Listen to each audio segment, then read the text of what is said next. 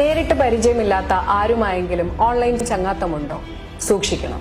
ആദ്യമൊക്കെ വളരെ മാന്യമായി ഇടപഴകി നമ്മോട് അടുത്ത സൗഹൃദം സ്ഥാപിക്കും. അടുത്ത സുഹൃത്തായി അംഗീകരിച്ചു കഴിഞ്ഞെന്ന് മനസ്സിലായാൽ അവരുടെ അടുത്ത നീക്കം നമ്മുടെ വിലാസത്തിൽ സമ്മാനം അയച്ചു നൽകാമെന്നോ നേരിട്ട് കാണാൻ എത്താമെന്നോ ആയിരിക്കും. വില കൂടിയ സമ്മാനങ്ങൾ നിങ്ങളുടെ വിലാസം എഴുതി പാക്ക് ചെയ്ത ഫോട്ടോയും വീഡിയോയും വരെ അവർ നിങ്ങൾക്ക് അയച്ചു തന്നേക്കാം. തട്ടിപ്പ് ആരംഭിക്കുന്നത് പിന്നെയാണ്. സമ്മാനം നമ്മുടെ വിലാസത്തിൽ എത്താനുള്ള സമയമാകുമ്പോൾ ഇന്ത്യയിലെ കസ്റ്റംസ് ഓഫീസർ എന്ന രീതിയിൽ ഫോണിലേക്ക് ഒരു കോൾ വരും. നിങ്ങളുടെ പേരിൽ നികുതി അടയ്ക്കാതെ വന്ന വിലപിടിപ്പുള്ള സമ്മാനങ്ങൾ കസ്റ്റംസ് പിടിച്ചിട്ടുണ്ടെന്നും ഉടൻ നികുതി തുക അവർ പറയുന്ന അക്കൗണ്ടിൽ അയച്ചു നൽകി സാധനങ്ങൾ കൈപ്പറ്റണം എന്നൊക്കെയായിരിക്കും ഫോണിൽ നിങ്ങളോട് ആവശ്യപ്പെടുക. അതിൽ വീണാൽ നിങ്ങളുടെ പണം നഷ്ടമാകുമെന്നല്ലാതെ മറ്റൊരു മെച്ചവും ഉണ്ടാകില്ലെന്ന് പ്രത്യേകിച്ച് പറയണ്ടല്ലോ. അഥവാ നിങ്ങൾ ഏതെങ്കിലും ഓൺലൈൻ സാമ്പത്തിക തട്ടിപ്പിനിരയായാൽ എത്രയും വേഗം സൈബർ ഹെൽപ്പ് ലൈൻ നമ്പറായ 1930 അറിയിക്കുക.